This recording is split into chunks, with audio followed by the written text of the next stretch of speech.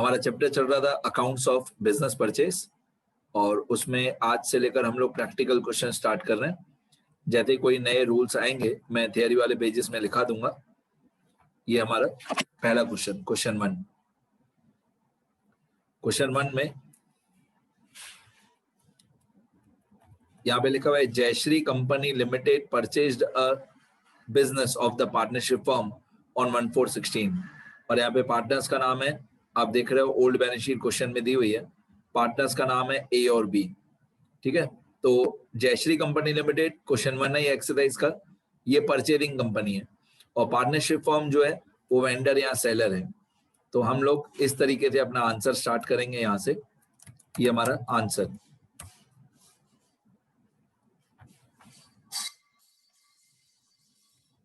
ये हमारा आंसर में we equal to purchaser equal to Jayshree company limited, हम परचेजर हुए और opposite person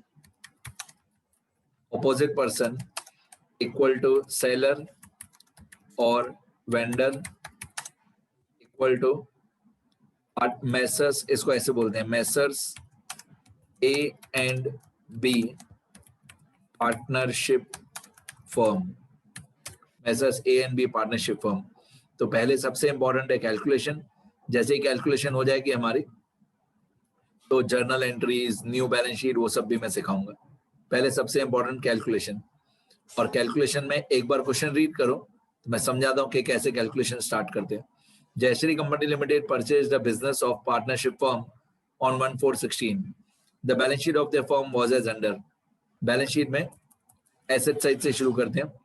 land and building, machinery, stock, debtors, bill receivable, investment bank. अब जब भी आप लोग एसेट साइड रीड कर रहे हो तो सबसे पहले ये देखना कि कौन से एसेट्स लेते हैं और कौन से नहीं लेते हैं। मैंने आपको लिस्ट ABCD थियरी वाले लेक्चर्स में समझाया है। तो ये सारे एसेट्स जो हैं ये सारे हम लोग लेते हैं। Land and building, machinery, stock, debtors, bill receivable, investment bank, ये सब लेते हैं। लायबिलिटी साइड पे कैपिटल है A और B का, ये लायबिलिटीज में नहीं लेते हैं। जनरल रिजर्व नहीं लेते हैं। क्रेडिटर्स लायबिलिटीज में लेंगे और बिल्स पेएबल लायबिलिटीज में लेंगे। तो क्या लेना है क्या नहीं लेना है, asset taken, asset not taken, liabilities taken, liabilities not taken, वो सब थियरी वाले लेक्चर्स में मैंने लिखा दिया है। फिर लिखा हुआ है पहले एडजस्टमेंट्स हमेशा के जैसे, the company purchase the business with the following conditions. पहले पूरा मैं रीड कर लूंगा, सॉल्व नहीं करूंगा कुछ भी। The company has to purchase all the assets and liabilities of the firm.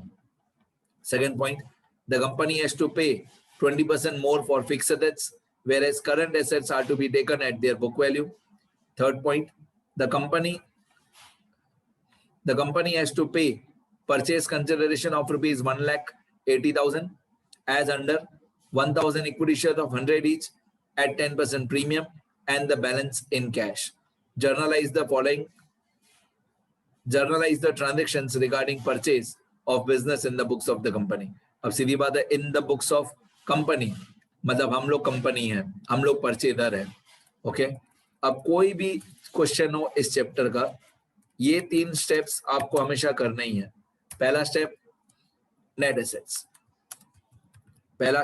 Assets, मतलब कोई भी क्वेश्चन हो ये 3 स्टेप्स करने ही है। नेट एसेट्स में पहले एसेट्स, फिर आधा पेज छोड़ के लेस लायबिलिटीज, फिर आधा पेज छोड़ के स्टेप 2 होता है हमारा परचेज कंसिडरेशन। परचेज कंसिडरेशन के अंदर 2 कॉलम होते हैं। एक कॉलम होता है मोड और फॉर्म ऑफ पेमेंट, सब एक एक चीज मैं अच्छी तरह समझाऊंगा, चिंता मत करो। और दूसरा कॉलम होता है अमाउंट। एक कॉलम होता है मोड ऑफ पेमेंट या फॉर्म ऑफ पेमेंट और एक कॉलम होता है अमाउंट। इसके बाद स्टेप 3 हमारा, स्टेप 3 होता है आइदर गुडविल और कैपिटल रिजर्व। अगर न्यू कंपनी को लॉस हुआ, न्यू कंपनी ने ज्यादा पैसे पे किए तो गुडविल, और न्यू कंपनी को फायदा हुआ तो कैपिटल रिजर्व। अब अगर आपने ये 3 स्टेप्स अच्छी तरह से कर लिए, अगर आपने ये 3 स्टेप्स अच्छी तरह से सॉल्व कर लिए ये 3 स्टेप्स अच्छी तरह से हो गए तो guarantee journal entries, new balance sheet सब अच्छी तरह हो जाएगा। अब हम लोग पहुंचे, 3 स्टेप्स का फॉर्मेट लिख दिया। हमेशा के जैसे पहले एडजस्टमेंट सॉल्व करेंगे। The company purchased the business with the following conditions. First point, the company has to purchase all the assets and liabilities. चाहे यहाँ पे all the assets and liabilities लिखा हुआ है तो भी लायबिलिटीज में हम ये कैपिटल और जनरल रिजर्व नहीं लेंगे। ओके, फिर द कंपनी, पहले सारी एडजस्टमेंट सॉल्व करेंगे। द कंपनी हैज टू पे 20% मोर फॉर फिक्स्ड एसेट्स। अब इतना आपको कॉमर्स का नॉलेज होना चाहिए कि ये जो बैलेंस शीट क्वेश्चन में दी हुई है इसमें से कौन से फिक्स्ड एसेट्स होते हैं, फिक्स्ड एसेट्स, वो आपको पता होना चाहिए। वो आपको एग्जाम में कोई बताने नहीं आएगा कि फिक्स्ड एसेट्स कौन से होते हैं। तो land and building fixed asset होता है, हाँ होता है। मशीनरी फिक्स्ड एसेट होता है, हाँ ये भी फिक्स्ड एसेट होता है। स्टॉक करंट एसेट होता है, डेटर्स करंट एसेट होता है, बिल रिसीवेबल करंट एसेट होता है। इन्वेस्टमेंट न फिक्स्ड होता है न करंट होता है। इन्वेस्टमेंट फिक्स एसेट भी नहीं होता है, करंट एसेट भी नहीं होता है। बैंक बैलेंस करंट एसेट होता है। तो फिक्स एसेट्स जो लिखा हुआ था 20% मोर, उसमें 2 हैं, land and building and machinery, 70 और 50। तो हम लोग ये 70 और 50 पहले लिखेंगे। लैंड एंड बिल्डिंग, इसकी ओल्ड वैल्यू 70,000, इस 70,000 को बुक वैल्यू बोलते हैं। मशीनरी ओल्ड वैल्यू 50,000, मतलब बुक वैल्यू 50,000। अब यहाँ पे अमाउंट के मैं 2 कॉलम बनाऊंगा, amount inner column, amount outer column, rupees rupees, ठीक है। अब क्वेश्चन में लिखा हुआ है कि फिक्स एसेट्स को 20% मोर, 20% मोर मतलब 70,000 प्लस 20%। अब 70,000 का 20% होता है 14,000, तो अमाउंट में हो जाएगा 70,000 प्लस 14,000, तो ये हो जाएगा 84,000, ठीक है, 84,000। तो फिक्स एसेट्स एट 20% मोर, तो 70,000 का 20% 14,000, 14,000 बढ़ा दी वैल्यू, तो मार्केट वैल्यू 84,000। इस 84,000 को मार्केट वैल्यू बोलते हैं, 70,000 को बुक वैल्यू बोलते हैं। अब मशीनरी में भी सेम 20% मोर करेंगे तो 50,000 प्लस 20%। अब 50,000 का 20% हुआ 10,000, 10,000 हम ऐड कर देंगे तो मार्केट वैल्यू आएगी 60,000। 50,000 उसका 20% होता है 10,000, 10,000 बढ़ा देंगे तो मार्केट वैल्यू 60,000। आगे फिर क्वेश्चन में लिखा है whereas the current assets are to be taken at their book value. वो तो हम वैसे भी करंट एसेट्स को बुक वैल्यू पे ही लेने वाले थे। पहले एडजस्टमेंट्स, मैंने बोला ना पहले एडजस्टमेंट्स को कंप्लीट करो, फिर ओल्ड बैलेंस शीट में देखेंगे करंट एसेट्स कौन से रहेंगे। Current assets at their book value, तो current assets at their book value लिखा हो या नहीं लिखा हो एक ही बात है, वैसे भी हम उनको बुक वैल्यू पे ही लेने वाले थे। आगे the company has to pay purchase consideration rupees 1,80,000, मतलब ये पीसी 1,80,000 दिया हुआ है। मैं आंसर में जाऊंगा, स्टेप 2 में जाऊंगा, ये आंसर का स्टेप 2, ये 1,80,000 परचेज कंसिडरेशन दिया हुआ है। ये 1,80,000 टोटल परचेज कंसिडरेशन 1,80,000 हमको क्वेश्चन में दिया हुआ है, पीसी 1,80,000। आगे मैंने पीसी के टोटल में 1,80,000 लिख दिया। आगे फिर क्वेश्चन में लिखा हुआ है the company has to pay purchase consideration rupees 1,80,000 as under 1,000 equity share of 100 each at 10% premium and the balance in cash. अब सुनना, 1,000 equity shares of rupees 100 each, ये सुनना कैसे सॉल्व होता है।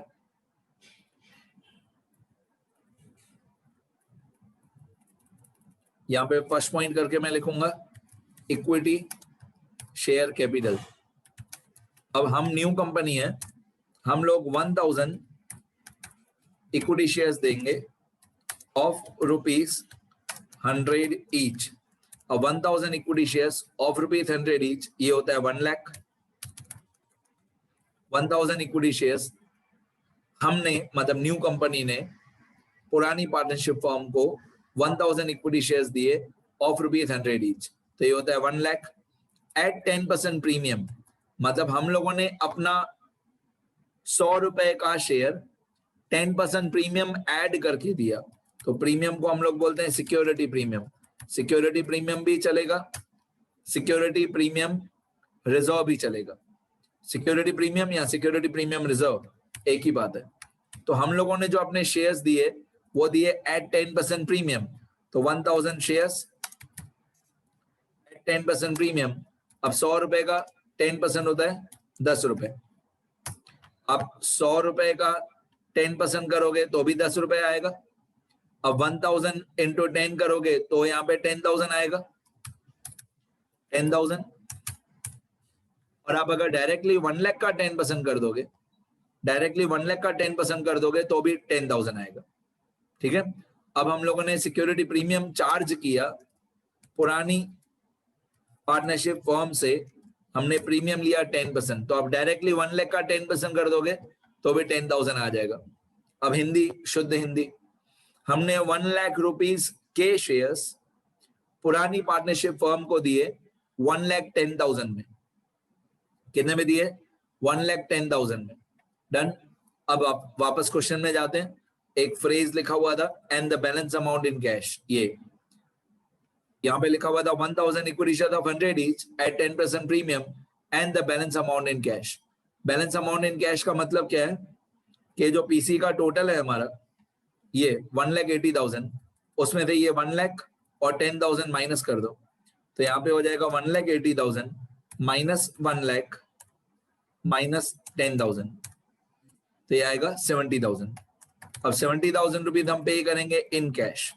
बैलेंस अमाउंट इन कैश मतलब cash and bank, question mark, मतलब 180 minus 1 lakh minus 10,000, तो बाकी बचा 70,000। अब मैं इसका कलर चेंज कर देता हूं जैसे आपको दूर से भी दिखाई दे। ये हमारा परचेज कंसिडरेशन, ये कंप्लीट हो गया परचेज कंसिडरेशन। डन। अभी हम लोग नेट एसेट्स की कैलकुलेशन करते हैं। ये नेट एसेट्स हमारा step 1।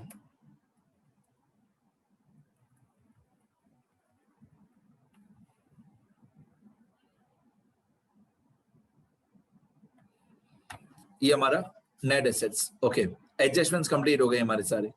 Generalized the following transactions, वो मैं अपने आप करूंगा जब हमारी कैलकुलेशन हो जाएगी उसके बाद। तो एडजस्टमेंट्स हमारी कंप्लीट हो गई।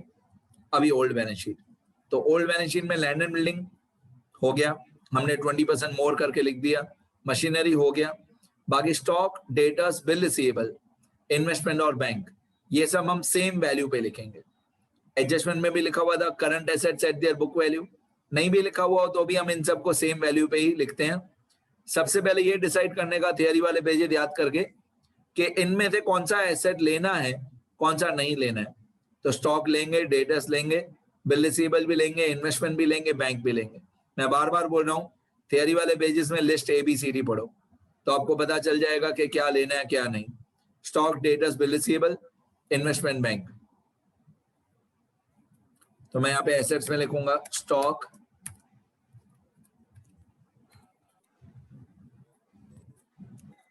Debtors, bill receivable, investments, bank. अब बैंक या कैश एंड बैंक एक ही बात है। Stock, debtors, bill receivable, amount इनकी 30, 25, 10, 10, 5, इन सब की अमाउंट 30, 25, 10, 10, 5, ये इन पांचों की अमाउंट 30, 25, 10, 10, 5, 30, 25, 10, 10, 5, जो ओल्ड बैलेंस शीट में वैल्यू दी हुई है वही। आगे अब लायबिलिटी साइड, लायबिलिटी साइड पे कैपिटल A और B का नहीं लेते हैं, मतलब न्यू कंपनी टेक ओवर नहीं करती है। जनरल रिजर्व नहीं। क्रेडिटर्स और बिल्स पेबल, हाँ क्रेडिटर्स और बिल्स पेबल न्यू कंपनी लेके जाती है 50,000 और 10,000, ये क्रेडिटर्स है, ये बिल्स पेबल है, ये 50,000 और 10,000। तो यहाँ पे मैं लिखूंगा लायबिलिटीज में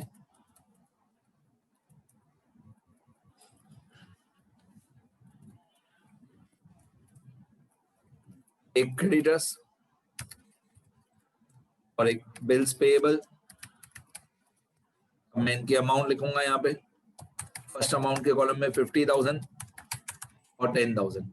बस अभी क्वेश्चन में जो सब था एडजस्टमेंट्स थी वो पढ़ ली हमने, जहां पे इफेक्ट करना था कैलकुलेशन में कर लिया।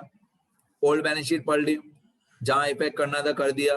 मेरे कहने का मतलब है जो क्वेश्चन पेपर है हमारा, ये जो क्वेश्चन पेपर है हमारा, क्वेश्चन पेपर में से सिर्फ स्टेप 1, 2, 3 की कैलकुलेशन होती है और कुछ नहीं। अब क्वेश्चन पेपर को जाने दो, अब क्वेश्चन पेपर को छोड़ दो, एकदम छोड़ दो। अभी सिर्फ स्टेप 1, 2, 3 कंप्लीट करेंगे। मतलब क्वेश्चन पेपर में से स्टेप 1, 2, 3 करते हैं, फिर क्वेश्चन पेपर को छोड़ देते हैं, फिर सिर्फ स्टेप 1, 2, 3 में से जर्नल एंट्रीज करते हैं। ठीक है, अब ये स्टेप 1 यहां पे मैं करूंगा एसेट्स का total equal to sum from 84,000 to 5,000। तो यहाँ पे मेरा टोटल आ रहा है 2,24,000। 84,000 से लेकर 5,000 तक 2,24,000 एसेट्स का टोटल हुआ। अब लायबिलिटीज का टोटल ऑब्वियसली 50 और 10 ये 60,000 होगा। फिर से मैं फॉर्मूला लिख देता हूँ, 50 और 10 हुआ 60,000 ही, पर फिर भी मैं फॉर्मूला लिख देता हूँ, 50 और 10 60,000। अब 2,24,000 के एसेट्स हमको मिले, उसके सामने 60,000 की हमको लायबिलिटीज मिली। अब इन दोनों को माइनस कर देते हैं, तो 2,24,000 माइनस 60,000, 2,24,000 माइनस 60,000, तो ये आएगा 1,64,000। ये हमारा फाइनल नेट एसेट्स आया। अब हमको अपने आप को न्यू कंपनी के व्यू पॉइंट से सोचना है कि अगर हम न्यू कंपनी हैं, अगर हम परचेजिंग कंपनी हैं और हमको नेट एसेट्स मिले 1,64,000 के, कितने नेट एसेट्स मिले? 1,64,000 रुपीज के नेट एसेट्स हमको मिले। उसके सामने हमने परचेज कंसिडरेशन पे किया 1,80,000, तो हमको नेट वैल्यू मिली, नेट एसेट्स मिले 164 के। उसके सामने हमने परचेज प्राइस पे किया 1,80,000, तो हमने ज्यादा पैसे पे किए। हम मतलब न्यू कंपनी, एसेट्स मिले कम 164, पैसा हमने ज्यादा पे किया 1,80,000, तो न्यू कंपनी का लॉस हुआ। न्यू कंपनी का लॉस हुआ, जो मैंने आपको बताया था GPN, मतलब goodwill equal to PC minus net assets. मैंने बताया था अभी थियरी वाले लेक्चर्स में, goodwill equal to purchase consideration minus net assets equal to हमारा परचेज कंसिडरेशन है 1,80,000 माइनस हमारा नेट एसेट्स है 1,64,000, तो गुडविल कितना हुआ? इक्वल टू 1,80,000 माइनस 1,64,000, तो हमारा गुडविल हुआ 16,000 रुपए। 16,000 रुपए हमारी न्यू कंपनी ने पुरानी पार्टनरशिप फर्म को 16,000 रुपीज ज्यादा पे किए। ये 16,000 रुपीज न्यू कंपनी के लिए लॉस है, इस लॉस को गुडविल बोलते हैं। If PC is more than net assets, if PC is more than net assets, then there is a loss for new company. दिमाग लगाओ, न्यू कंपनी को नेट एसेट्स मिले 1,64,000 के, उसके सामने न्यू कंपनी ने पे किए 1,80,000, तो 16,000 रुपए ज्यादा पे किए। जो 16,000 रुपए ज्यादा पे किए वो न्यू कंपनी का लॉस है, उसको गुडविल बोलते हैं। तो ये जीपीएन याद कर लो, और कभी भी जीपीएन का आंसर माइनस में आए, जीपीएन का आंसर माइनस में आए तो वो कैपिटल रिजर्व है। यहां तक कैलकुलेशन हमारी कंप्लीट हो गई। जर्नल एंट्रीज भी बहुत इजी होती है, बट पहले इतना आप सब लोग लिखोगे तो आगे मैं जर्नल एंट्रीज 5 मिनट में कंप्लीट कर दूंगा। पहले इतना लिखेंगे सब लोग। जो लोग रिकॉर्डेड लेक्चर देखेंगे वो लोग यहाँ पे वीडियो पॉज कर लेना, मैं एक बार ऊपर से लेकर नीचे स्क्रॉल कर दूं सारा ये क्वेश्चन हमारा, तो आप पॉज करके कोई भी चीज रेफर कर सकते हो। ये हमारा आंसर,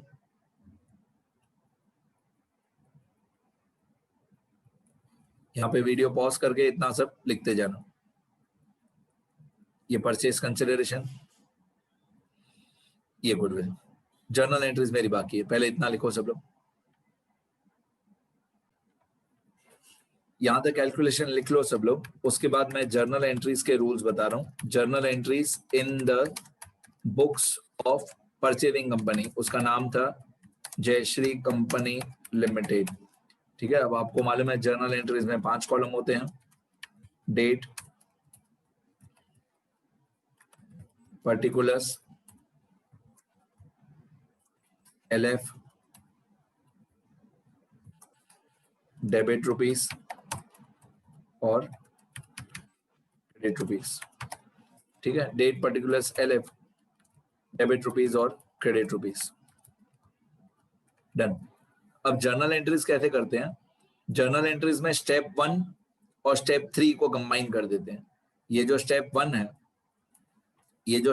है, इसमें सारे एसेट्स को हम लोग डेबिट करेंगे, सारी लायबिलिटीज को हम क्रेडिट करेंगे। ठीक है, ऑब्वियसली सारे एसेट्स हमने खरीदे तो एसेट्स कम इन तो डेबिट होंगे, सारी लायबिलिटीज को हम लोग क्रेडिट करेंगे।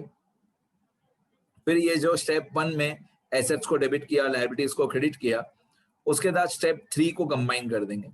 स्टेप 3 में अगर गुडविल है तो न्यू कंपनी का लॉस है और journal entries in the books of new company ही है, तो अगर गुडविल है तो हम उसको डेबिट करेंगे और अगर कैपिटल रिजर्व है तो क्रेडिट करेंगे। गुडविल हो मतलब लॉस मतलब डेबिट, कैपिटल रिजर्व हो मतलब प्रॉफिट मतलब क्रेडिट। तो मैं लिख के बताऊंगा तो ज्यादा आइडिया आएगी। ये सारे डेबिट हो जाएंगे, लैंड एंड बिल्डिंग से लेकर बैंक तक। Land and building, machinery, stock, debtor, bill receivable. मैं लिखना शुरू करता हूं। यहाँ पे डेट में 1 करके मैं लिखूंगा land and building account debit, land and building account debit, machinery account debit, stock account debit,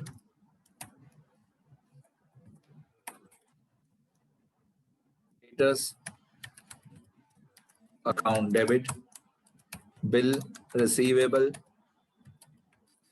account debit. एक बार चेक करूंगा कि मेरी कोई गलती नहीं हो। Land and building, machinery, stock, debtors, land and building, machinery, stock, debtors, bill receivable, investment bank, bill receivable, investment account debit, bank account debit. और ये सारे एसेट्स जो हम लोगों ने डेबिट किए, इसके साथ साथ अगर गुडविल है तो उसको भी डेबिट कर दो। जो स्टेप 3 में गुडविल है, स्टेप 3 में अगर गुडविल हो तो डेबिट कर दो और अगर कैपिटल रिजर्व हो तो क्रेडिट कर दो। वो डिपेंड करता है कि स्टेप 3 में क्या है। तो सारे एसेट्स को मैंने डेबिट कर दिया, land and building, machinery, stock, debtors, bill receivable, investment bank. जब हम लोग ये जर्नल एंट्री कर रहे हैं तो क्वेश्चन पेपर को देखने की जरूरत नहीं है, सिर्फ जो आपके सप्लीमेंट्री में आंसर पेपर में जो स्टेप 1 और 3 की कैलकुलेशन है सिर्फ उसको देखो। तो लैंड एंड बिल्डिंग से लेकर बैंक की अमाउंट्स मैं कॉपी पेस्ट करूंगा। ये लैंड एंड बिल्डिंग से लेकर बैंक तक, ये 1 2 3 4 5 6 7 अमाउंट मैं कॉपी करूंगा यहाँ पे। ठीक है, इन 7 को मैंने कॉपी कर दिया, बिल्कुल ऊपर से सीधा सीधा कॉपी पेस्ट कर दिया मैंने। आपको तो लिखना पड़ेगा, आपके पास लैपटॉप या पीसी नहीं होगा एग्जाम में। बेटा ये मीटिंग आधे मिनट में कंप्लीट होने वाली है, ये वीडियो लेक्चर। सब लोग वापस आ जाना, हम ये क्वेश्चन कंप्लीट करेंगे। ओके, अगर गुडविल है तो उसको भी डेबिट करो। मैं गुडविल को 2 मिनट के बाद डेबिट करूंगा, अमाउंट लिखूंगा मैं गुडविल की पर 2 मिनट के बाद। तो ये सारे एसेट्स डेबिट हो गए। अब सारी लायबिलिटीज को क्रेडिट करेंगे। क्रेडिटर